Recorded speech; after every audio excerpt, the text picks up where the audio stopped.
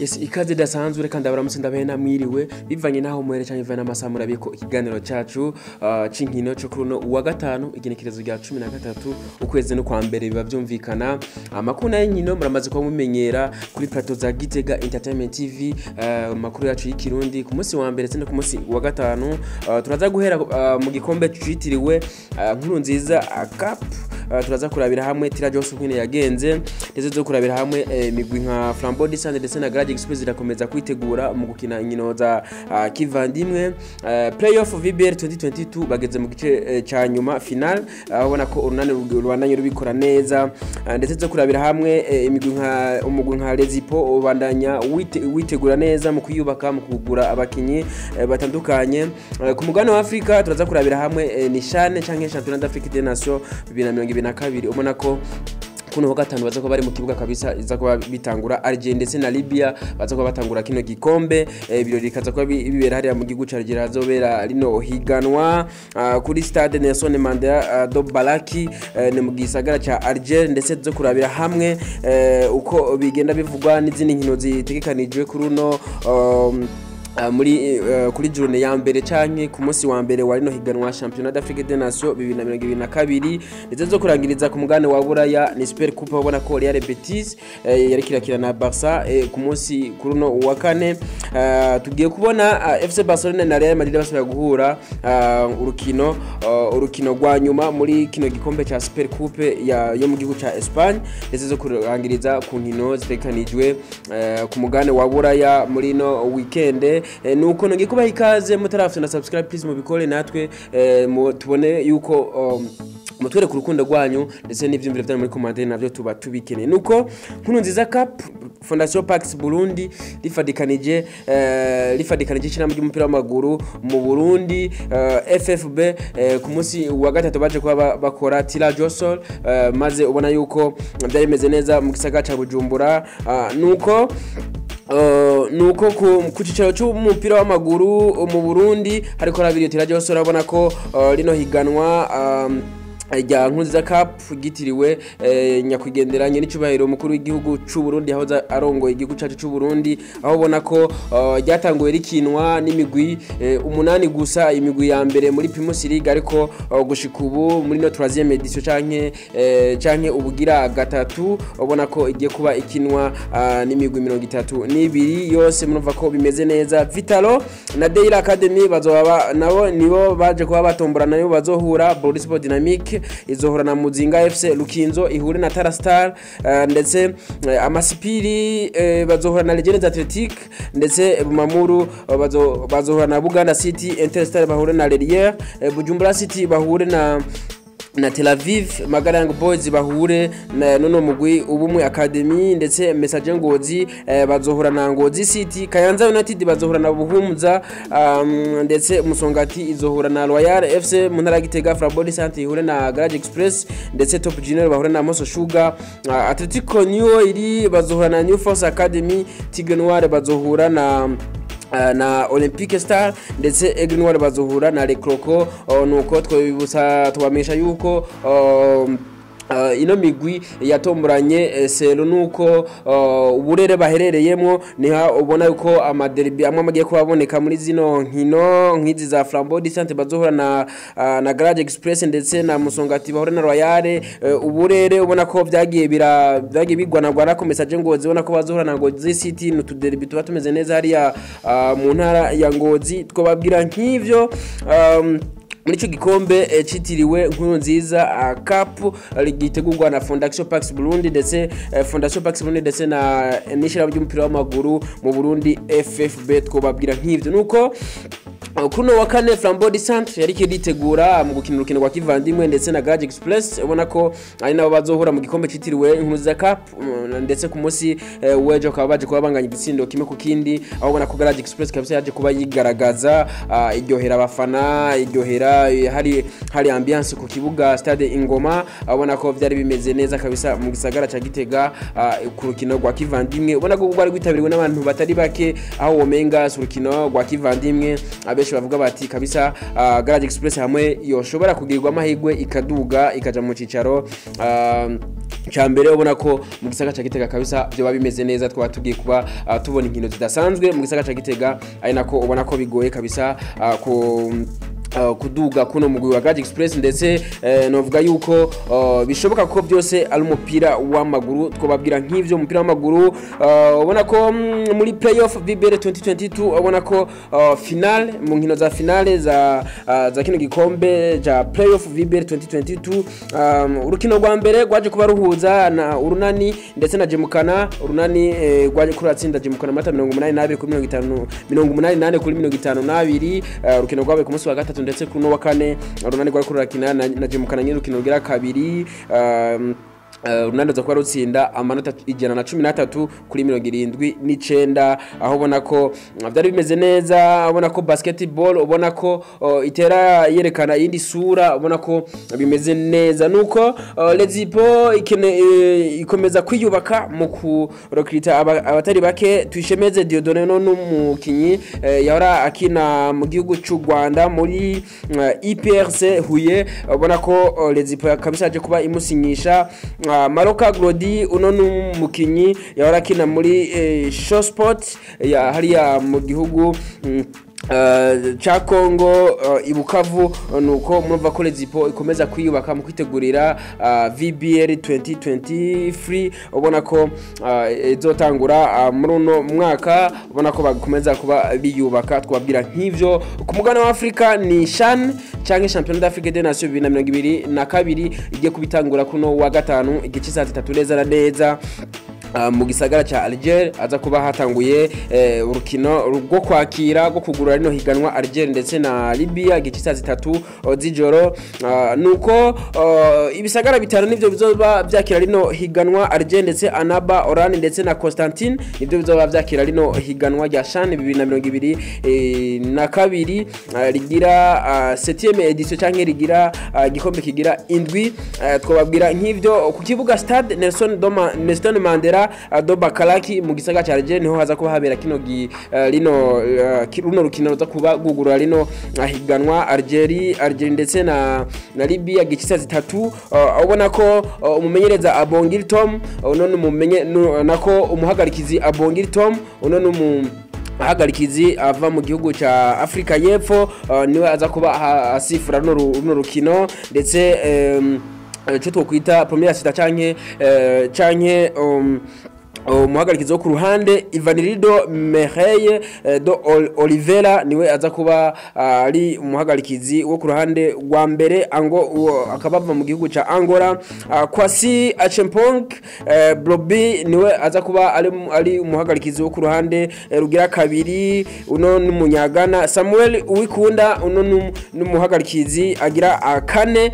aza yamuka mu gihugu cy'u Rwanda ndetse umuhagarikizi aza kuba ari muri ni Mohamed Ashol uno n'umunya Egypte ubona ko biza kuba bimeze neza bigenda bivugwa Majidi Bugera uno n'umumenyereza w'igihugu ca Algeria avuga ati kabisa n'urukino ruza kuba ari nk'urukino rwa nyuma tuza kuba tuzanye ingufu zidasanzwe kugira ngo twerekane yuko tuje guhanganira kino gikombe ca CHAN 2022 kigira indwi uno ni Ali Ramadan uno ni captain w'igihugu ca ni kapiteni w'igihugu ca Libya havuga ati natwe turiteguye neza cyane turi determine kuri kino gikombe twizera ko biza kuba bimeze neza ubona ko benshi bagana bavuga kuno rukino rudasanzwe yino migwi ibiri Algeria ndetse na Libya uza kuba rugurugura kino gikombe nuko Patrice Motsepe uno ni urongoye shira mu by'umupira w'amaguru ku rwego rwa Afrika CAF ubona ko yaje kuba amenyesha yuko abalegende batandukanye bo muri ku mugabane wa Afrika baza kuba bari muri bino birori byo kugurura kino gikombe ca CHAN uno JJ Okocha uno n'umunya Nigeria nawe n'umulegende kabisa akomeye cyane mu mupira w'amaguru Asomani Giane uno n'umunyagana nawe n'umulegende akomeye Kalimu Hagui uno n'umunya Tunisie ndetse El Hadji Diouf n'umunya Senegal muzi Emmanuel Adebayo n'umunya Togo nawe ne aza kuba ahari muri bino birori Samuel Eto'o Nyakameruni nawe muramuzi cyane mu migwi ikomakomeye nka za FC Barcelona kera ubona ko ya murejane kabisa twovuga yuko ku rwego rwa Afrika yakomeye cyane nawe aza kuba hari uno n'umukinyi kabisa yatwaye bino bikombe bibiri guhera umwaka wa 2000 na 2000 ndetse na 2002 ubona ko yaje kubatwara bino bikombe bibiri byose ku rwego rwa Afrika. Samuel tunabaza kuba hari muri bino biro byo kugurura kino gikombe ca Afrika nuko izindi nkino zihari izindi nkino zihari twobabwira ku munsi wejo kuri no wa gatandatu Ethiopia izobiri mu kibuga na Mozambique gice isaha 9 ndetse leta le RDC za kubiri mu kibuga nayone n'Ubugande gice isaha 12 ni kuri no wa gatandatu nyene. Cote d'Ivoire izobiri mu kibuga na Senegal gice isaha 3 z'ijoro ndetse ku munsi w'Imana ubona ko Maroc izobiri mu kibuga na Sudan gice isaha 12 ndetse Madagascar izobiri mu kibuga nayo ni ku munsi w'Imana na Ghana gice isaha 3 z'ijoro. Ku munsi wa mbere Mali izobiri mu kibuga na Angola gice isaha 12 ndetse Cameroon izobiri mu kibuga nuno mugwi wa Kongo gice isaha 3 z'ijoro. Twobabwira nk'ivyo ku nkino zihari muri journée ya mbere canke umunsi wa mbere warino higanwa rya CHAN zizoba zirangira ku nuno wa mbere. Twobabwira nk'ivyo nuko ku mugabane katunyoke ku mugabane wa Buraya aho ubona ko kuri uno wa kane uno mugwi Real Betis ariko irakina n'uno mugwi wa FC Barcelona mu gikombe ca Super Coupe d'Espagne ubona ko byari bimeze neza ariko ubona ko rwarukino rubere ijisho urukino rwari mu nguvu zidasanzwe ubona ko baje kuba banganya ibitsindo bibiri ku bindi mu minota 120 bakinye ndetse ubona ko FC Barcelona aje kuba itsinda yifashije za Tilobi mu gutsinda Real Betis Tilobi 4-2 ni nyuma yaho no mugwi Real Madrid nawe kuratsinda uno mugwi Valence penalty 4-3 inyuma yo kunganya igitsindo kimwe ku kindi mu minota 120 yari yatekanije kuri urwo rukino. Ubona ko Lewandowski agaruka neza kabisa atsinda igitsindo, Ansu Fati atsinda ku ruhande rwa FC Barcelona ndetse na Nabil Fekir na Lorraine Morene batsinda ku ruhande rwa Real Betis. Twobabwira nk'ivyo ubona ko tugiye kuba tubona bagaruka mu gukina urukino rwa nyuma final ruzoba ku munsi w'Imana gice 3 ruzoba ruhuza FC Barcelona ndetse na Real Madrid. El Clasico giye kuba igaruka kandi muri rino higanwa bakina urukino rudasanzwe kabisa rwa El Clasico. Nuko twabwira nk'ivyo muri Premier League Fulham yariko iratsinda kabisa Chelsea the Blues ibitsindo 2-1. Chelsea kabisa bigenda byanka cyane ubona ko iheruka gutsinda kera ndetse n'umwimbu utameze neza kabisa kuri bano bagabo bano basore ba Chelsea the Blues ubona ko bitameze neza ndetse benshi bagenda bavuga bati kabisa no mugwi Chelsea the Blues biragoye kugira ngo ugaruke neza. Ni nyuma yaho baje kuba barukita uno musore Joao Felix uno yaje kuva mu mugwi wa Atletico de Madrid ndetse ubona ko yari yakinye urukino mu ndwi heze na FC Barcelona ndetse ariko kuri no wakana ko nabaje kuba bakina no mugwi wa Fulham uno musore Joao Felix yararimo ndetse yaje kuba aronka ikarata itukura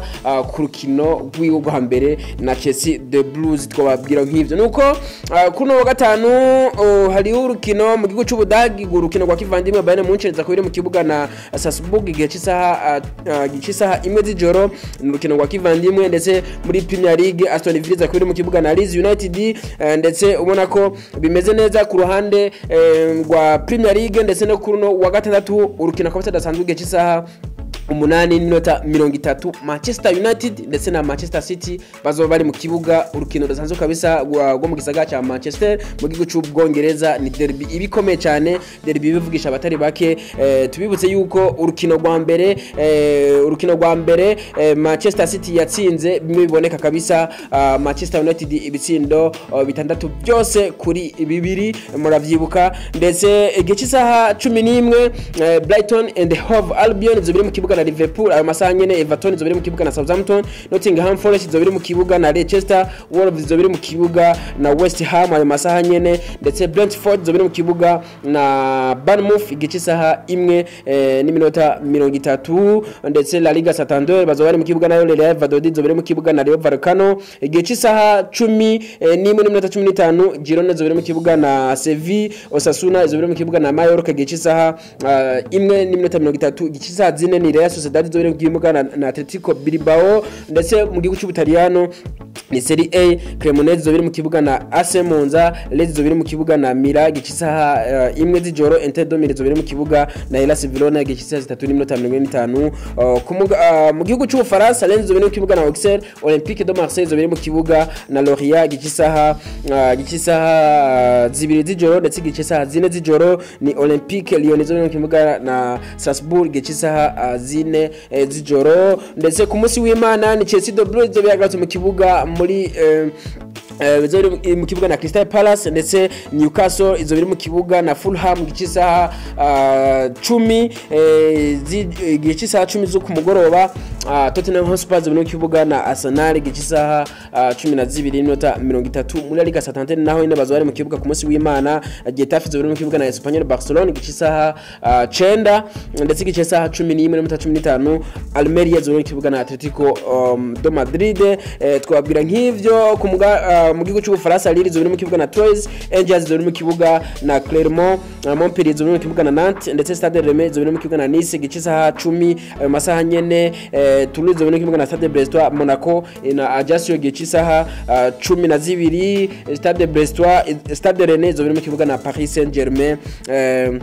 gikisaha 3:45. Murumva yuko bizaba bimeze neza kabisa, tusuye kwirabira inkino zimeze neza. Mbappe na Hakim baje kuba bagaruka mu myimenyerezo, ubona ko bari bamaze iminsi batari muri mu kibuga kabisa, ariko bikaba bigiye kuboneka yuko baje kuba bagaruka mu myimenyerezo. Biboneka yuko mu rukino zobahuza na Stade Rennais tuzobabona bakina urukino rumeze neza. Nuko tubashimira cyane mwebwe mwese mwabanye natwe muri kino kiganiro, tubashimire cyane mwebwe mwese mudasiba guheba ibyo murimo, tubashimire cyane mwebwe mwese mumaze gufuna subscribe, tubashimire cyane mwebwe mwese mumaze kuduha ibyimvira bya muri commentaire, navyo tuba tubikeneye kuko biratwubaka. Nuko durire cyane mu biganiro byacu byo hanyuma, twizeye yuko tugiye guhura tukiri bazima twese muri bino biganiro vya Gitega Entertainment TV. Ciao ciao.